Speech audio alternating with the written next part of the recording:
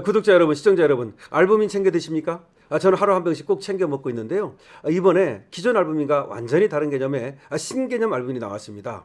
리포즘 발효 알부민 2090 NNM인데요. 남재현 원장이 이번에 리포즘 발효법을 적용해서 영양 성분을 보호막처럼 감싸서 몸속까지 보다 안정적으로 도달할 수 있도록 만들었고요. 흡수 효율을 개선했습니다. 여기에다가 요즘 저속 노화 성분으로 주목받는 NNM을 담았습니다. 이거는 세포 에너지 생성 그리고 노화 관리 쪽으로 정평이 나 있는 물질입니다. 이 제품에는 토마토 약 11.9kg, 양배추 약 7.4kg에 해당하는 양의 NNM이 들어있습니다. 거기에 추가로 밀크 시슬, 헛개나무, 차가버섯, 그리고 특허받은 원료인 골드키 유산균, 로얄 젤리, 상황 농축 분말까지 담았습니다. 단순히 알부민이 아니고 활력, 영양 밸런스, 컨디션 관리까지 함께 생각한 제품으로 생각하면 됩니다. 특히 요즘 쉽게 피곤해지거나 체력이 떨어졌다고 생각하시는 분들 액상형이니까요. 하루에 한 병씩 챙겨 드시면 건강관리 성공할 수 있습니다. 여러분 2090 NNM 알부민을 기억해 주십시오. 여러분 안녕하십니까, 강신업입니다. 강신업TV는 팩트를 전달합니다. 그리고 가장 신랄하고 정확한 논평을 합니다.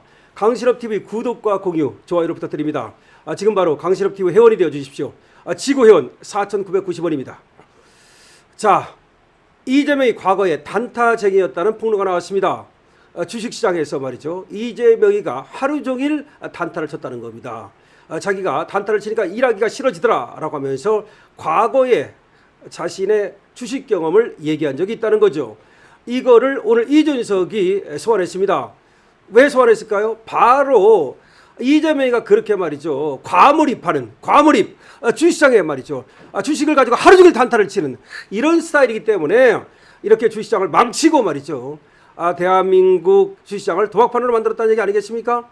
지금 이재명이가 하는 주식 정책을 보더라도 과몰입, 자기가 하루 종일 단타 치던 것처럼 그렇게 과몰입하고 있다는 겁니다. 즉 냅두면 되는데 시장이라는 건 냅둬야 되는 거예요. 수요와 공급에 의해서 움직여야 되는 거예요. 부동산도 냅둬야 되는 거예요. 그런데 냅두지 않고 자꾸 건드리니까 올라가는 거 아닙니까? 주식시장도 냅두면 되는 거예요. 냅두지 않고 자꾸 건드리니까 문제가 발생하는 거 아닙니까? 자, 이준석이가 오늘 얘기한 게 뭐냐면 바로 이재명이가 자꾸 주식시장에다가 이렇게 저렇게 냅두지 않고 건드려서 문제가 된다. 과몰입하고 있다. 그런데 이거는 마치 과거 이재명이가 하루 종일 단타 칠 때처럼 그렇게 과몰입하는 거 아니냐라고 얘기하고 있는 겁니다. 바로 그겁니다. 호텔 경제 얘기할 때부터 알아본 겁니다. 주식 단타쟁이가 뭘 하겠습니까? 정말 큰일입니다. 자, 그런데 진 커밍스도 이재명의 AI 반도체 선동은 달콤한 독약이다 라고 하는 칼럼을 벌써 실었습니다. 이재명이가 AI 어떻고 반도체 어떻고 그리고 주식시장 마치 올라갈 것처럼 얘기하는 거, 이거는 달콤한 선동, 독약이라는 겁니다. 자꾸 독약을 갖다가 뿌리고 있는 거야 이재명이가 말이죠. 이렇게 하다가는 진짜 더 망가집니다. 지금은 일반 시민이 정상적인 판단으로 투자하기 어려운 시장이다. 이번 급락 과정에서 반대 매매로 강제 청산을 당한 개미들은 이미 손실이 확정됐다. 급락 뒤 개인들이 내놓은 물량은 외국인과 기관이 낮은 가격에 받아갔다. 주가가 이후 강하게 폭등했어도 강제 청산을 당한 사람들은 그 반등의 이익을 얻을 수 없었다. 이번 급등을 보고 얼마 전에 급등한 거 개인들의 추격 매수가 다시 몰릴 경우 낮은 가격에 물량을 확보한 외국인과 기관이 차익 실현에 나설 가능성도 크다. 여기에 급락장에서 국민연금을 포함한 연기금의 매수가 결과적으로 반도체 대형주와 지수 하단을 떠받쳤다. 많은 전문가 유튜버들은 팔지 말고 버텼어야 한다. 지금이라도 늦지 않았다. 이제부터가 대박의 기회다라고 주장한다. 이 말은 자금력이 충분한 사람들에게는 해당될지 모르지만 빚을 내서 투자했다가 큰 피해를 본 수많은 일반 시민들에게는 매우 위험하고 무책임한 선동이다. 숫자를 통해 현실을 직시해야 한다. 비트 잔고는 2026년 6월 24일 사상 최고치인 약 38조 6,328억 원을 기록했다. 7월 초에도 약 37조 원대를 유지했으나 급락이 본격화되면서 한 달 만에 5조 원 이상이 감소해서 7월 하순 32조 원으로 빠졌고 지금 현재 27조 원으로 빠졌습니다. 그럼에도 불구하고 한국 주식시장 역사상 비트 잔고가 이처럼 높은 수준에 도달한 것은 처음 있는 일이다. 10조가 빠졌어. 10조가 빠졌다는 무슨 말인지 압니까? 다 강제 청산 나오고 거지됐다는 말입니다. 과거와는 다르다는 반박이 나온다. 지금은 AI 시대이고 삼성전자와 SK하이닉스가 막대한 계약을 따내고 있으며 특히 SK하이닉스는 2020년 1분기 세계 HBM 시장에서 58%의 점유율로 1위를 차지했다고 엔비디아의 핵심 HBM 공급사로 자리 잡았다고 얘기한다.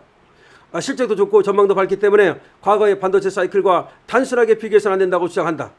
그러나 이 말은 핵심을 비켜가고 있다. 기업의 실적이 좋아진 것과 일반 시민이 빚을 내서 그 기업의 주식을 사는 일이 정당화되는 것은 전혀 다른 문제다.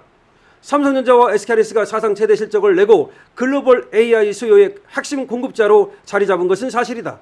그러나 그것이 변동성이 극심한 한국 주식시장에서 개인들이 빚을 내서 추격 매수해도 결국 이익을 낼 수 있다는 말은 아니다. AI 호황을 이유로 레버리지를 키우는 순간 주가가 크게 흔들릴 때마다 반대 매매로 강제 청산을 당하는 구조는 그대로 남아있다. 즉 기업이 잘 나가는 것과 빚으로 주식을 산 개인의 원금이 보호되는 것은 전혀 다른 별개의 문제라는 것이다. AI 반도체에 대한 기대가 커질수록 시장의 자금은 소수의 반도체 종목에 더욱 집중되고 특정 종목으로 자금이 과도하게 몰리면 작은 호재와 악재에도 주가 변동폭이 커질 수밖에 없는 것이다. 이것이 이재명 정부의 과도한 정치적 선동이 만들어낸 한국 주식시장의 가장 큰 구조적 문제다. 더 근본적인 문제는 주식시장만이 아니다.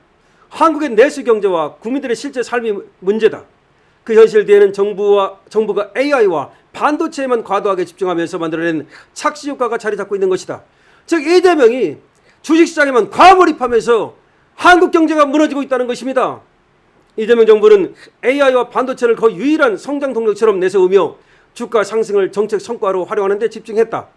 이재명은 해외를 돌아다니면서도 이 부분을 반복해서 강조했지만 국내에서는 부동산 규제와 기업 압박을 이어가면서 실제 내수 경제를 파탄으로 몰고 있다.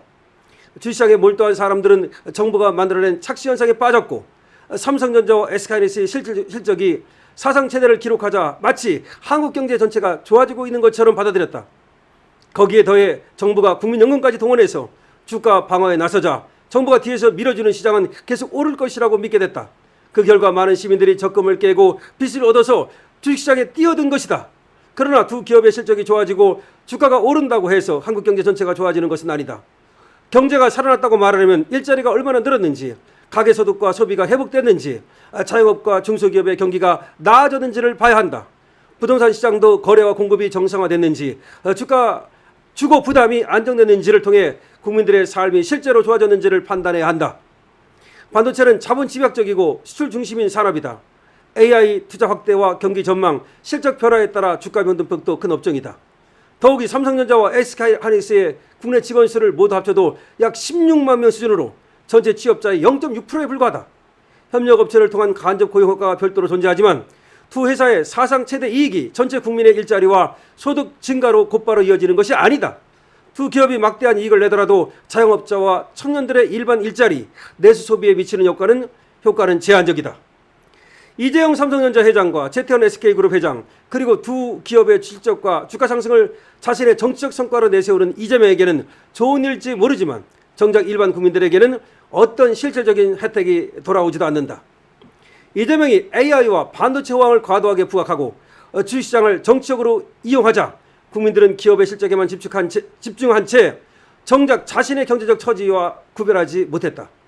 결국 국민들은 정부의 정치적 목적에 이용되는 꼭두각시가 되었고 이재명은 주식시장을 이용해서 국민들이 파산하든 말든 자신의 정치적 욕망만 달성하려 한 것이다. 삼성전자와 SK하이닉스의 수출과 이익이 늘었다는 사실이 자신의 소득과 일자리가 좋아진다는 뜻이 아닌데도 정부는 두 기업의 성과를 한국 경제 전체의 회복처럼 내세우면서 국민의 눈과 귀를 가렸다. 정부는 삼성전자와 SK하이닉스의 실적을 반복해 내세웠지만 실제 내수 경제는 어떠한가? 부동산 정책으로 손해를 본 국민들에게 마치 그 손실을 주식으로 메우면 된다는 착각을 심어주었다.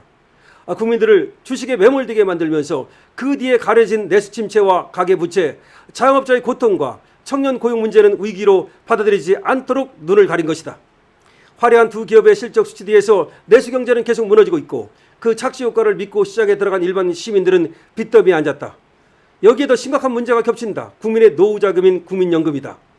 2020년 5월 말 기준 국민연금의 국내 주식 평가액은 543조 6천억 원으로 전체 기금의 29.4%를 차지했다. 같은 해 5월 28일 기금운용위원회는 국내 주식 목표 비중을 기존 14.9%에서 20.8%로 상향 조정했지만 실제 비중은 이미 그 수준을 크게 웃돌고 있었다. 더 위험한 것은 종목 집중이다. 국민연금이 지분 5% 이상을 보유한 국내 상장사들의 평가의 가운데 삼성전자와 SK하이닉스가 차지하는 비중은 55.5%에 달했다. 국민연금의 국내 주식 성과가 두 기업과 AI 반도체 경기의 움직임에 지나치게 크게 좌우되는 구조가 된 것이다. 즉 국민연금이 굉장히 위험해진 것이라고 말하고 있는 겁니다. 그래서 결국 이재명이 말이죠. AI로 반도체로 선동을 하면서 국민연금을 위험에 빠뜨리고 국민들을 빚더미에 빠뜨리고 그리고 사실상 한국 경제가 무너져가고 있는데 그 한국 경제를 구할 생각을 하지 아니하고 오로지 삼성전자와 하이닉스 그리고 AI 이걸 성과로 내세우면서 국민을 파탄으로 몰아넣었다는 것입니다. 그렇습니다. 이재명은 단타쟁이입니다. 주식 단타쟁이가 뭘 하겠습니까? 자기가 얘기한 겁니다. 자기가. 과거에 자기가 단타만 하게 되더라. 하루 종일 단타하게 되더라. 일하기 싫어지더라. 지가 얘기한 겁니다. 이거를 오늘 이준석이 다시 소환했는데 저렇게 단타만 하는 놈이 뭘 하겠습니까? 지금 지인 커뮤니티가 얘기하는 것처럼 한국 경제를 완전히 구렁텅이로 빠뜨리고 있는 것입니다. 이재명 때문에 부동산이 망하고 주식이 망하고 국민이 망하고 한국이 망하고 있는 것입니다. 어떻게 되겠습니까? 여러분들이 댓글을 많이 써주시기 바랍니다. 어떻게 해야 되겠는지 여러분들이 댓글로 말해주시기 바랍니다. 강신업TV입니다. 강신업TV는 여러분들의 구독과 공유, 좋아요를 기다립니다. 강신업TV가 대한민국을 구하겠습니다. 강신업TV 지금 바로 구독해 주시고 공유해 주시고 좋아요 눌러주시고 그리고 여러분들께서 말이죠. 강신업TV의 쇼핑몰에도 많이 들어가 주시기 바랍니다. 알부민에도 많은 관심 부탁드립니다.